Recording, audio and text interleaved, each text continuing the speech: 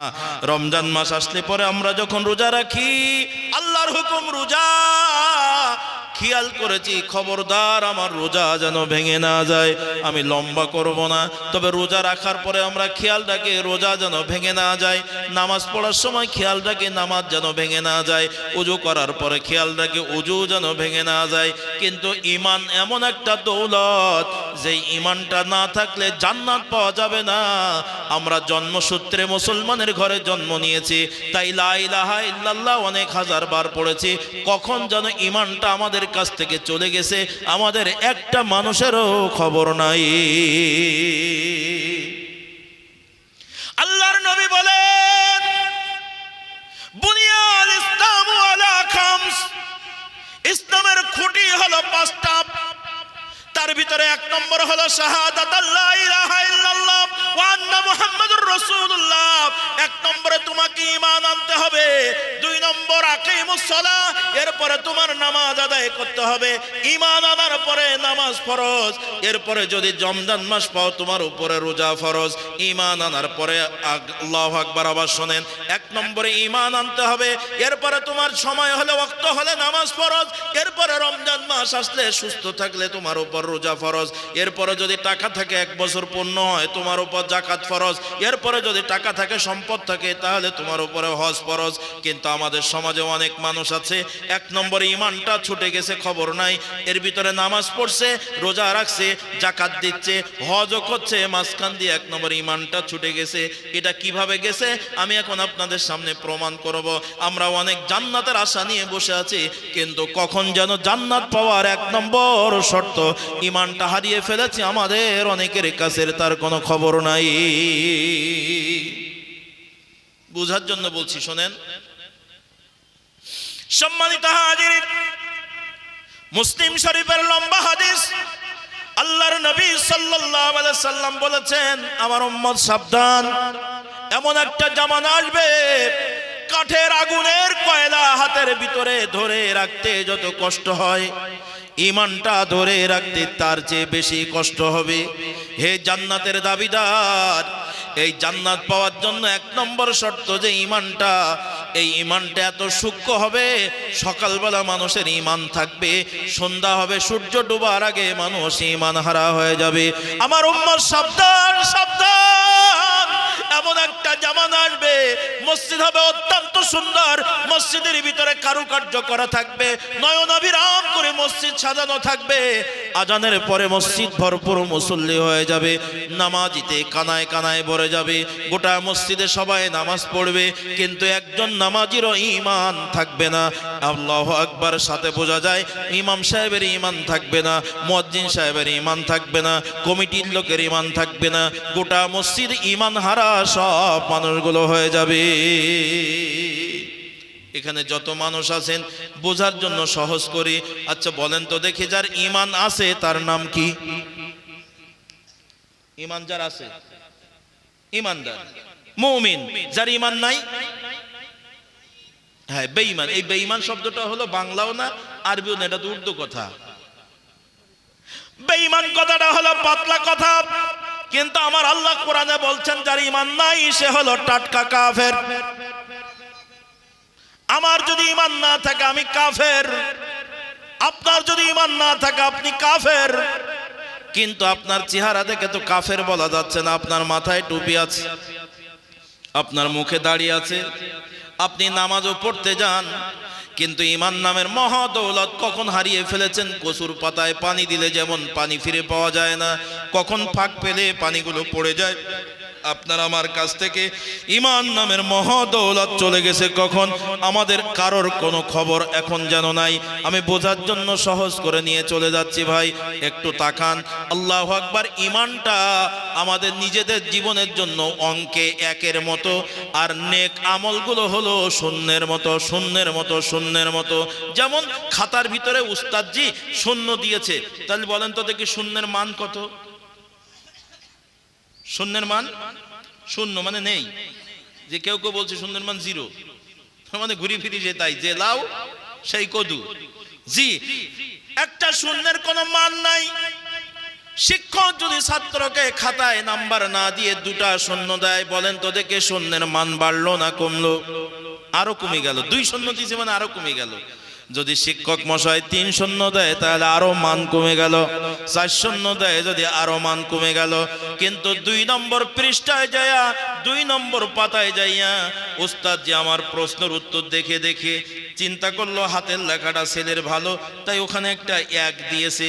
বলেন তো দেখি 1 পাইলাম তো শূন্যের চেয়ে ভালো হলো না খারাপ হলো? 1 পাইলাম মানে আমার এখন 1 মান হয়েছে, ঠিক তো?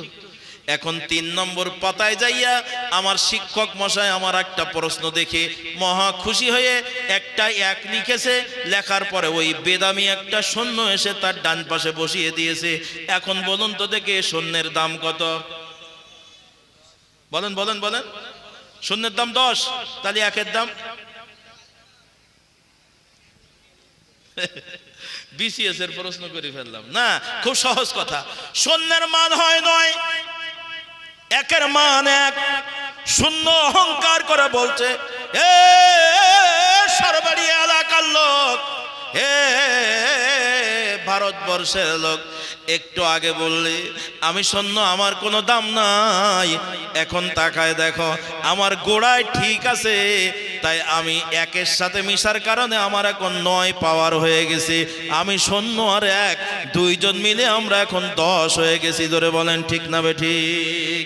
আচ্ছা যদি বুঝে থাকেন বলেন তো শূন্যের দাম বাড়িয়ে দিল কে? চাচা আমার কথা কি বুঝতে পারছেন? তোমার ঘুম আসতেছে কেন? যুবক মানুষ ঘুমিয়ে গেলে এখন হয়, তাহলে এরপরে কি হবে? হ্যাঁ, ঘুমানো যাবে না। তাকান, তাহলে যদি বুঝে থাকেন বলেন শূন্যের দাম বাড়িয়ে দিয়েছে কে? 1। আচ্ছা 1-এর ডান পাশে 2 শূন্য দেন। বলেন তো দেখে একটু আগে 2 শূন্যের দাম ছিল না, কিন্তু এখন 1-এর ডান পাশে 2 শূন্য। বলেন 2 শূন্যের দাম বাড়লো না কমলো? 2 শূন্য অহংকার করে বলছে এলাকার মানুষ, একটু আগে বললে আমাদের কোনো দাম নাই, এখন তাকাও 2 শূন্যর দাম এখন কমে নাই, বেড়ে গেছে। যদি বুঝে থাকেন ওরা 2 জন বলছে আমরা 99 পাওয়ার নিয়ে 1-এর সাথে মিশেছি, তাই আমরা 3 জন মিলে এখন 100 হয়ে গেছি।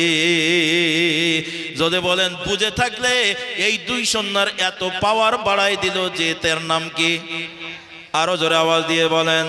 1 এখন শূন্যগুলো 3 শূন্য বলছে আমরা এখন 1000, 4 শূন্য বলছে আমরা এখন 10,000, 5 শূন্য বলছে আমরা এখন 1 লাখ, 6 শূন্য বলছে আমরা এখন 10 লাখ।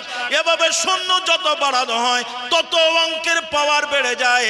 হঠাৎ করে 1 পেছন দিক থেকে ডাক দিয়ে বলছে, হে শূন্যরা, তোদের মোটে দাম ছিল না, আমাকে দেখাইয়া তোদের দাম এত বেড়ে গেল, তোদের পেছনে আমি থাকবো না। গোড়া থেকে 1 যদি এখন চলে যায়, একটু বলেন তো দেখি এখন শূন্যগুলোর দাম কত? আর জোরে বলেন। কোনো দাম নেই। তাহলে এতক্ষণ শূন্য দাম দিয়ে রেখেছিল কে? 1। এখন আসেন, আমি শুরুতেই বলেছি আমার আল্লাহ ডাক দিয়ে বলছেন, বান্দারে আমার জান্নাত যদি পেতে চাও, 1 নম্বরে ইন্নাল্লাযীনা আমানু, নিশ্চয় তোমাকে ঈমান আনতে হবে। 1 নম্বর তোমাকে ঠিক করতে হবে যার নাম ঈমান। 2 নম্বর ওয়া আমিনুস সালিহা, এই ঈমানটা ঠিক রাখার পরে, 1 নম্বর ঠিক রাখার পরে তুমি জীবনে যত ভালো কাজ করবে সব ভালো কাজের মূল্য আমি আল্লাহর কাছে 1 থেকে 100 গুণ পর্যন্ত বেড়ে যাবে। বোঝার জন্য সহজ করে নিয়ে চলে যাই। আবারও বলেন আপনাদের গ্রামটার নাম কি? বড় আজগারা। বড় আজগারা গ্রামের অনেক মানুষ আছে, তার ভিতরে ঘটনাক্রমে কোনো একটা মানুষ যদি অসুস্থ হয়ে যায়, দোয়া করে আল্লাহ না করুন, তাফসীর বোঝার জন্য বলছি, অসুস্থ হয়ে গেছে বড় আজগারার একটা মানুষ, মনে করেন তার নাম আব্দুর রহমান। চিকিৎসা করতে করতে স্থাবর সব সম্পদগুলো হারিয়ে ফেলেছে, কিছুই নাই।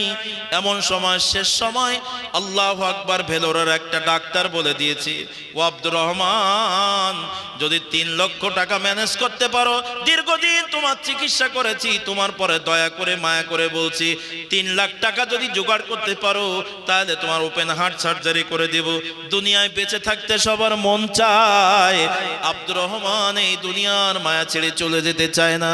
তাই জমি জমা গাড়ি বাড়ি সব বিক্রি হয়ে গেলেও আব্দুর রহমান এখন প্রেসক্রিপশনটা নিয়ে দৌড়ে দৌড়ে ঘুরে ঘুরে বেড়ায়, দাঁড়ে দাঁড়ে ঘুরে ঘুরে বেড়ায়, বাজার ঘাটে মানুষের কাছে সাহায্য চায়। একটু জোরে বলেন, এরকম মানুষ আমাদের সামনে আছে না নাই?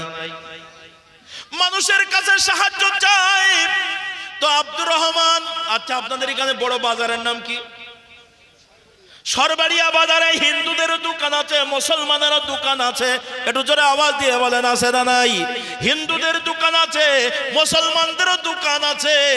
এখন আব্দুর রহমান অসুস্থ মানুষ, সাহায্যের জন্য 3 লক্ষ টাকা দরকার। ওই সরবাড়িয়া বাজারে একজন হিন্দু ভদ্রলোক, মনে করেন লোকটার নাম কার্তিক বাবু, কার্তিক বাবুর দোকানে চলে গেছে। আব্দুর রহমান বিনয়ের সাথে ডাক দিয়ে বলছেন, কার্তিক দাদা, আমার বাড়ি অমুক গ্রামে, আমার বাবার নাম অমুক, আমার দাদার নাম অমুক, আমি বড় অসুস্থ হয়ে পড়েছি, আমার সহায় সম্পদ সব শেষ হয়ে গেছে। ডাক্তার বলেছে 3 লক্ষ টাকা হলে আমি দুনিয়ায় বেঁচে থাকতে পারবো। ও দাদা, আমাকে 100 টাকা সাহায্য করেন। শুনে রাখেন, বিজ্ঞান গবেষণা করে বলছে, মানুষ যখন অসহায় হয়ে যায়, মানুষ যখন অভাবী হয়ে যায়, তখন তার কলিজাটা ছোট হয়ে যায়। লাগবে 3 লাখ, 1000 টাকাও চাইতে তার সাহস হচ্ছে না। বলছে, দাদা আমাকে 100 টাকা দান করেন। আব্দুর রহমানের আকুতি শুনে কার্তিক বাবু ভদ্র মানুষ, কার্তিক বাবু শিক্ষিত মানুষ, সুশীল সমাজের নাগরিক। কার্তিক বাবু লোকটার পরে দয়া করে মায়া করে বোঝার জন্য বলছি, কার্তিক বাবুর ক্যাশ টেবিলটা টান দিয়া 50,000 টাকার একটা বান্ডেল আব্দুর রহমানের হাতে তুলে দিল। আপনারা সবাই বলেন তো দেখি, এই কাজটা ভালো করলো না খারাপ করলো? ভালো করলো। সবাই বলছি ভালো। আব্দুর রহমান 100 টাকা চাইছিল, 50,000 টাকা পেল। বলেন তো দেখে, আব্দুর রহমান খুশি হলো নাকি রাগ করলো?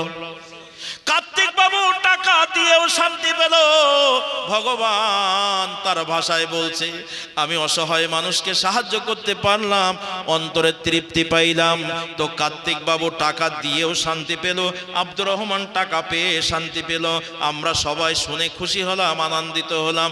এর ভিতরে আব্দুর রহমান মনের খুশিতে আল্লাহর কাছে দোয়া করছে, রব্বুল আলামিন, আমি 100 টাকা চাইলাম, 50,000 টাকা পেলাম। কার্তিক বাবুর জীবনের গুনাহ মাফ করে দাও, কার্তিক বাবুর হায়াতে বরকত দাও, কার্তিক বাবুর জীবনে যত কাজ আছে সব ভুল ত্রুটি মাফ করে দাও, কার্তিক বাবুর ব্যবসা বাণিজ্যে বরকত দাও, কার্তিক বাবুর মা বাবার জীবনের গুনাহ মাফ করে দাও। দুয়ার কাম সব শেষ করে ফেললো। সবাই আমরা খুশি। মাঝখান দিয়ে ফলাফল আপনারা বলেন, কার্তিক বাবুর আমল নামায় কয়টা নেকি জমা হইল? বোঝেন নাই আমার কথা? কার্তিক বাবু যদি 1 কোটি টাকাও দান করে, আমল নামায় কয়টা নেকি জমা? একটু জোরে বলেন। একটাও হবে না। কারণ কার্তিক বাবুর কি নাই? ওই 1 নম্বর নাই। এই ভালো কাজের কোনো দাম নাই যার 1 নম্বর ঈমান নাই। ঈমান নাই তো ভালো কাজের কোনো দাম নাই। আমার দয়ার নবী রহমত আরবি ডাক দিয়ে বলছেন, আখলিসু দীনাকা ইয়াকফিকাল আমালুল কলিল।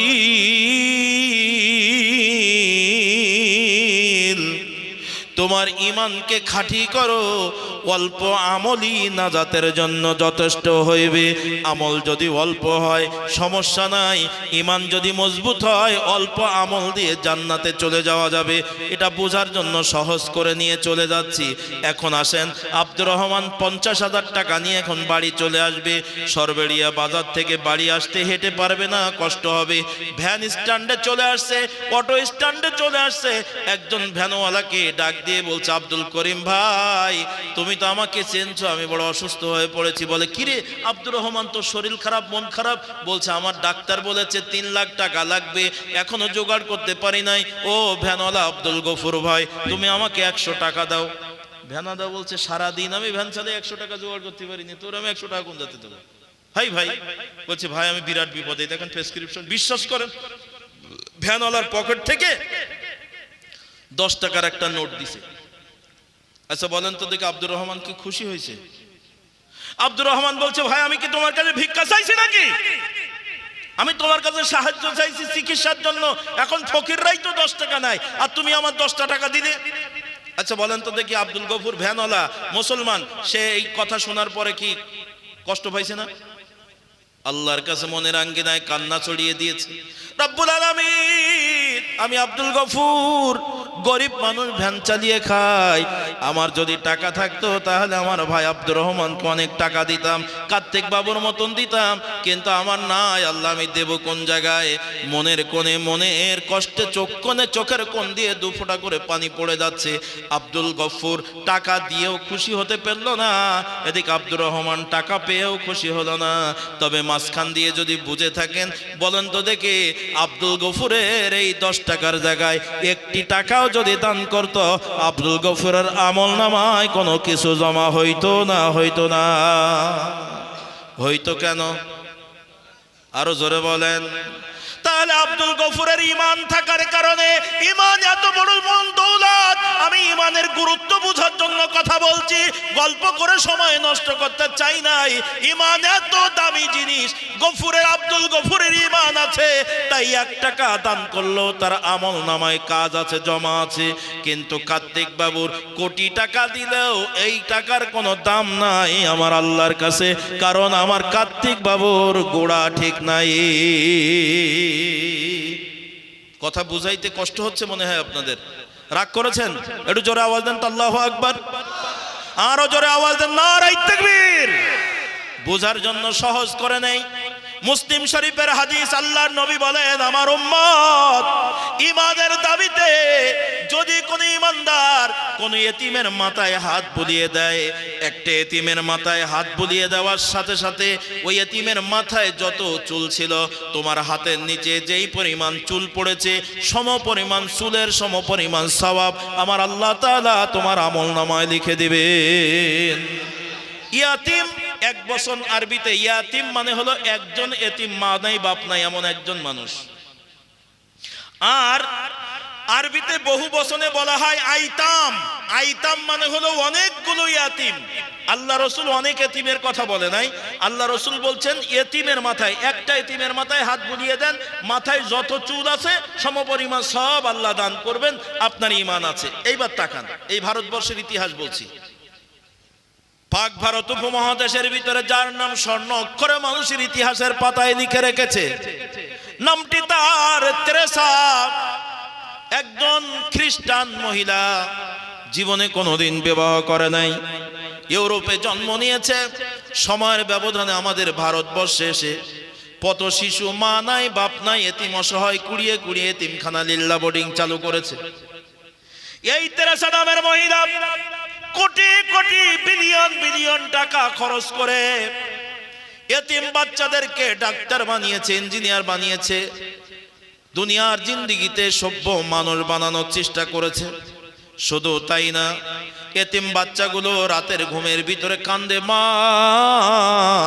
মা মা মা নাই। যার কান্নার দাপট দেখে এই তেরেসা নামের মহিলা ছোট্ট বাচ্চাটাকে অহংকার না করে বুকে জড়িয়ে ধরেছে।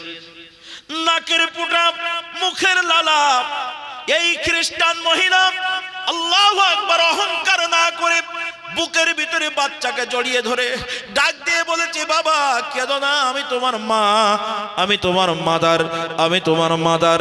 ইংলিশে বলা হয় মাদার, বাংলায় বলা হয় মা। তাই ছোট বাচ্চাগুলো ভালোবাসা পেয়ে ওই মহিলাকে মাদার মাদার মা মা বলে ডেকে ডেকে পাগল পাড়া।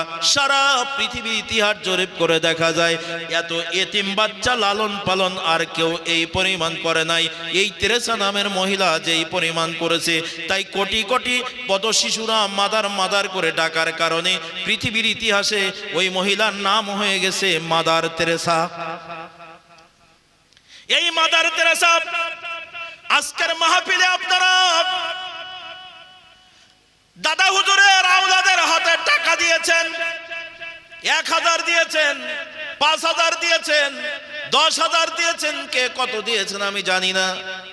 একটু হৃদয়ের কান দিয়ে শোনেন, এরকম ছোটখাটো টাকা না, কোটি কোটি বিলিয়ন বিলিয়ন টাকা মাদার তেরেসা খরচ করার পরেও, একটু জোরে বলেন, একটা এতিম না, লক্ষ এতিমের পেছনে সময় দেওয়ার পরেও মাদার তেরেসার আমলনামায় কয়টা নেকি জমা হয়েছে?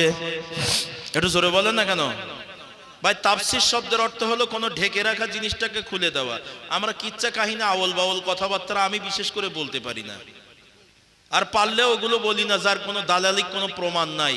আমি কোরআন শরীফের একটা আয়াত পড়েছিলাম, ওই আয়াতের ব্যাখ্যা করছি, ঈমান ছাড়া জান্নাতে যাওয়া যায় না। তো সেই ঈমানের দাম কত এটা বোঝার জন্য আমি আপনাদেরকে উদাহরণগুলো দিচ্ছি। Mother Teresa crore crore billion billion টাকা খরচ করার পরেও কোনো ফলাফল শূন্য হয়ে গেল, কারণ মাদার তেরেসার 1 নম্বরে ঈমান নাই। কথা বলেন ঠিক না বেঠিক? এখন আসেন আজকের মজলিসে আপনারা যারা আছেন সবাই আপনারা জান্নাতের দাবি নিয়ে বসে আছেন, আমিও জান্নাতের দাবি নিয়ে বসে আছি। তাহলে এখন আসেন আমাদের ঈমান আছে কিনা আমরা একটু যাচাই করি কোরআনুল কারীম থেকে। সম্মানিত হাজিরিন, বুঝার জন্য সহজ করে নিয়ে চলে যাই। আল্লাহর নবী সাল্লাল্লাহু আলাইহি ওয়াসাল্লাম হাদিসে কুদসির বর্ণনা, আল্লাহর নবী সাল্লাল্লাহু আলাইহি ওয়াসাল্লাম বলেন, আল্লাহ রাব্বুল আলামিন বলেছেন, বান্দারে তুমি তোমার ঈমানের দাবি নিয়ে আমি আল্লাহর দিকে যদি 1 বিঘাত এগিয়ে আসো, আমি আল্লাহ তাআলা তোমার দিকে 1 হাত এগিয়ে যাব। আল্লাহর নবী বলেন, আল্লাহ তাআলা বলেছেন, বান্দারে আমি আল্লাহকে পাওয়ার জন্য যদি ঈমানের দাবি নিয়ে ঈমানটা নিয়ে যদি আমি আল্লাহর দিকে কেউ 1 হাত এগিয়ে আসো, আমি আল্লাহ তাআলা ওই বান্দার দিকে 2 হাত এগিয়ে যাই। বান্দারে আমি আল্লাহর দিকে কোনো বান্দা যদি ঈমানের দাবি নিয়ে পায়ে হেঁটে হেঁটে আসে, আমি আল্লাহ তাআলা ওই হাঁটা বান্দার জন্য দৌড়াইয়া রহমতের চাদর দিয়ে আবৃত করে নেই। হাদিসটা এ পর্যন্ত শেষ। 3টা কথা খুব ভালো করে শোনেন, আপনাদের জানা কথা। আল্লাহ বলছেন, বান্দা তুমি আমার দিকে 1 বিঘাত আসো, আমি 1 হাত তোমার দিকে যাব। বলেন বান্দা বেশি যায় না আল্লাহ বেশি যায়? আমার দয়ার আল্লাহ আপনাকে আমাকে জান্নাতে দেওয়ার জন্য শুধু ওসিলা খুঁজছে মাত্র। বান্দা আয় আয়, জান্নাত তোর জন্য বরাদ্দ করা আছে, শুধু আসলেই তুই পেয়ে যাবি। বান্দা আমার দিকে 1 হাত আয়, আমি আল্লাহ তোর দিকে 2 হাত যাব। বান্দা তুই আমার দিকে হেঁটে আয়, আমি আল্লাহ তোর দিকে দৌড়াইয়া যাব। হাদিস বলা শেষ। রাসূলের একজন প্রিয় সাহাবী খুব চালাক, টুক করে দাঁড়িয়ে গেছে। হুজুর আল্লাহর নবী একটা কথা বলি। বলছে হ্যাঁ বলো। ইয়া রাসূলুল্লাহ, আল্লাহ বলেছেন 1 বিঘাত গেলে আল্লাহ 1 হাত আসে, বান্দা যদি 1 হাত যায় আল্লাহ 2 হাত আসে, বান্দা যদি হেঁটে যায় আল্লাহ দৌড়ায় আসে। আচ্ছা কোন বান্দা যদি আল্লাহকে পাওয়ার জন্য দৌড় দিয়ে যায় তাহলে আল্লাহ তখন কিভাবে আসে? হাদিস তো আর নাই। হাদিসের কথা তো বান্দা হেঁটে গেলে আল্লাহ দৌড়ায় আসে। এখন সাহাবী প্রশ্ন করছে, হুজুর বান্দা যদি দৌড়াইয়া যায় তাহলে আল্লাহ তখন কিসে আসে, বিমানে না রকেটে? আল্লাহর নবী আর কোনো কথা বলছেন না, চুপ হয়ে গেছেন। কারণ আমার আল্লাহ নিজে, আল্লাহর নবী নিজ ইচ্ছায় কথা। ওই আমটা কাঁচা আমটা পাড়ার পরে ওটা আপনি খেতেও চাবেন না, তুচ্ছ করে দেবেন। আপনার লোভনীয় আম পাড়তে যে কাঁচা আম পড়ে গেল। জান্নাতের ভিতরে আমার আল্লাহ এত সুন্দর করে সাজিয়েছেন, একটা পাতার জন্য আর একটা পাতা কষ্ট পাবে না, একটা ফলের জন্য আর একটা ফল কষ্ট পাবে না, একটা ফলের জন্য গাছের ডাল কষ্ট পাবে না। আমার আল্লাহ জান্নাতের ভিতরে গাছের গোড়া উপরের দিকে আর গাছের মাথা নিচের দিকে করে রেখেছেন। বান্দা যখন তুমি গাছের নিচ দিয়ে যাবে তখন তোমার যেই ফলটা খাইতে মন চাবে ওটা উপরের ডালে থাক আর নিচের ডালে থাক। বান্দা শুধু মনে করার সাথে সাথে আমি আল্লাহ তাআলা আমার ওই গাছের ফলের বোটাটা রাবারের মতন লম্বা করে বান্দার নাকের ডগায় পৌঁছায় দেব। একটা পাতা নড়বেও না। এই যে সুবহানাল্লাহ বললেন, গাছ হচ্ছে না হচ্ছে না? ও জান্নাতের ভিতরে গাছ হয়েছে। আচ্ছা বলেন তো দেখি, একটা গাছ, ওরে বাবারে 100 বছর ধরে ঘোড়া দৌড়াবে মানে সে তো বেতাল বড়। আমাদের মেমোরিতে ক্যালকুলেটারে হিসাবে আসবে না, খুব সহজ করে দেই। আচ্ছা একটা গাছের ছায়া যদি 100 হাত বড় হয় তাহলে বলেন গাছের গুড়িটা 2-4 হাত বড় হবে কি হবে না? হবে না? তাহলে একটা গাছের ছায়া 100 হাত, তো গাছের গুড়িটা 3 হাত। আচ্ছা বলেন তাহলে গাছের ছায়া 100 হাতের মধ্যে আমরা যদি ভোগ করতে চাই, ছায়া যদি নিতে চাই, তাহলে কয় হাত জায়গা নিতে পারবো? কথা বলে না। 97 হাত নিতে পারবো। আর 3 হাত তো গাছ নিজেই দখল করে রেখে দিয়েছে, ওখানে তো আমি নিতে পারবো না, ওটা তো গাছের গায়ে লেগে রয়েছে। ঠিক নয় কি? তাই 100 হাতের ভিতরে আপনি সবগুলো ছায়া নিতে পারলেন না। গাছ তার নিজের ছায়াও কিছু দখল করে রেখেছে, কারণ গাছের গোড়া নিচের দিকে, ও যাবে কোথায়? ছায়া তো তার উপরে পড়ে আছে। কিন্তু আমার আল্লাহ জান্নাত এত সুন্দর করে সাজিয়েছে, আয় বান্দা আমার গাছের গোড়া উপরের দিকে আর মাথা নিচের দিকে, গাছের যত ছায়া পড়বে এক বিন্দু ছায়া গাছ নিজেও তা নেবে না, 100% ছায়া তুমি উপভোগ করবে। এটার নাম জান্নাত, এটার নাম জান্নাত। আমি যদি জান্নাতের বর্ণনায় দিতে থাকি তাহলে সময় ক্ষেপণ হয়ে যাবে, সম্মানিত ভাইরা, সময় পার হয়ে যাবে।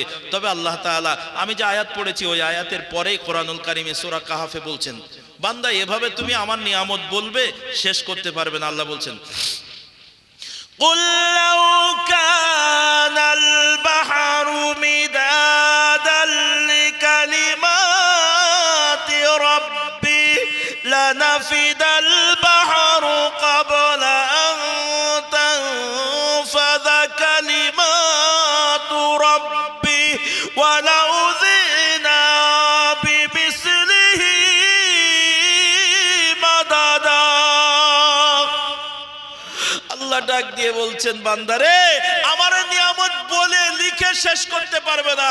সারা পৃথিবীতে যত গাছ বানিয়ে দিয়েছি, গাছগুলো কেটে কেটে বান্দা তুমি কলম বানাও। সারা পৃথিবীতে যত পানি রাশি দিয়েছি, সমুদ্রের পানি সহ গোটা পৃথিবীর পানিগুলো যদি কালি বানিয়ে দাও, এক সময় লিখতে লিখতে গাছ রূপের কলমগুলো ক্ষয়ে শেষ হয়ে যাবে, পানি রূপের কালিগুলো লিখতে লিখতে শেষ হয়ে যাবে। তবু আমি আল্লাহ তাআলার আমার একটা নিয়ামতের শুকরিয়া লিখে শেষ করতে পারবে না। সুতরাং আমার মতন একটা এলেমহীন মানুষ আপনাদের সামনে আল্লাহর জান্নাতের বর্ণনা বলে শেষ করব অসম্ভব। তবে যতটুকু বলেছি, লোভনীয় জান্নাতে আমার যেতে মন চায়, আপনাদেরও কি চায়? যদি চায় তাহলে এখন আসেন, আমার আল্লাহ কি বলছেন, বান্দারে আয় আয় আমার জান্নাত তোদের জন্য রেডি করা। তবে শর্ত হলো দুটি। এক নম্বর, ইন্নাল্লাযীনা আমানু, নিশ্চয় তোমাকে ঈমান আনতে হবে, তোমাকে ঈমানদার হতে হবে। আজকের মাহফিলে আপনারা যারা আছেন, এক নম্বরে ঈমানের কথা আমার আল্লাহ বললেন, দুই নম্বরে ওয়ামিলুস সালিহা, এরপরে নেক আমলের কথা বললেন। আজকের মজলিসে আপনারা যারা আছেন, যদি বুঝে থাকেন তাহলে বলেন তো, জান্নাতে যাওয়ার জন্য আগে ঈমান না আগে আমল? জোরে বলেন, আরো জোরে আওয়াজ দিয়ে বলেন। আগে ঈমান, তারপরে বলেন ঈমান 1 নম্বর না 2 নম্বরে? 1 নম্বরে। জোরে বলেন 1 নম্বরে। আরো জোরে বলেন 1 নম্বরে। 2 নম্বরে আমল, নেক আমল। 2 নম্বরে কি আমল? নেক আমল। তাহলে 1 নম্বরে ঈমান ঠিক করতে হবে, 2 নম্বরে নেক আমল করতে হবে। সম্মানিত হাজিরিন, আপনাদের বোঝার জন্য সহজ করে নিয়ে চলে যাচ্ছি। এখন আসেন, এখানে যত মানুষ আছেন আপনাদের ঈমান আছে তো? ইনশাল্লাহ মানে তো ভবিষ্যতে থাকবে, এখন নেই। এই যে ইনশাল্লাহ, আলহামদুলিল্লাহ, সুবহানাল্লাহ কখন বলতে এটা আমরা জানি না, আমরা ভবিষ্যতের জন্য বলি ইনশাল্লাহ। আমি বলছি এখন প্রেজেন্ট কন্টিনিউয়াস টেন্স, এখন আমাদের কি ঈমান আছে? বলবো আলহামদুলিল্লাহ আছে। এখন যদি বলি ইনশাল্লাহ তাহলে মানে এখন নেই হুজুর, ভবিষ্যতে হবে, আল্লাহ তো দিতে আই। জি না, আমাদের আছে ইনশাল্লাহ। ইনশাল্লাহ ইনশাল্লাহ এখন আছে। যারা বলেন এখন আছে, আলহামদুলিল্লাহ আলহামদুলিল্লাহ আমাদের ঈমান আছে। আল্লাহ আমাদেরকে কবুল করুন। জোরে বলেন আমিন।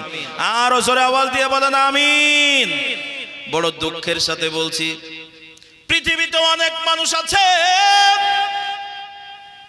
যাদের ঈমান নাই, কিন্তু লোকটা নামাজ পড়ে। অনেক নামাজি আছে, নামাজ পড়ে কিন্তু ঈমান নাই। অনেক রোজাদার আছে, রোজা রাখে কিন্তু ঈমান নাই। অনেক মানুষ হজ করেছে কিন্তু ঈমান নাই, হাজী সাহেবের ঈমান নাই। অনেক মানুষ দান সদকা করে কিন্তু ঈমান নাই। অনেক মানুষের মুখে দাড়ি আছে কিন্তু ঈমান নাই। অনেক মানুষের মাথায় টুপি আছে, পাগড়ি আছে কিন্তু ঈমান নাই। ঈমান নামের দৌলত কখন চলে গেছে আল্লাহু আকবার, আদেও আমাদের খবর নাই। বোঝার জন্য সহজ করে নিয়ে চলে যায়। একটু তাকান ভাইজান, আমরা যখন উজু করি, উজু করার পরে খেয়াল রাখি আমাদের উজু যেন ভেঙে না যায়। কথা বলেন ঠিক না ঠিক? যদি উজু ভেঙে যায় তাহলে আমরা আবার নতুন করে উজু করে নামাজ পড়ি, উজু করে কোরআন তেলাওয়াত করি, নতুন করে উজু করে নেই। এটা আমাদের বড় কেয়ারফুল থাকা দরকার হয়। যখন আমরা নামাজে দাঁড়াই খেয়াল রাখি খবরদার আমার নামাজ যেন ভেঙে না যায়। কথা বলেন ঠিক না ঠিক?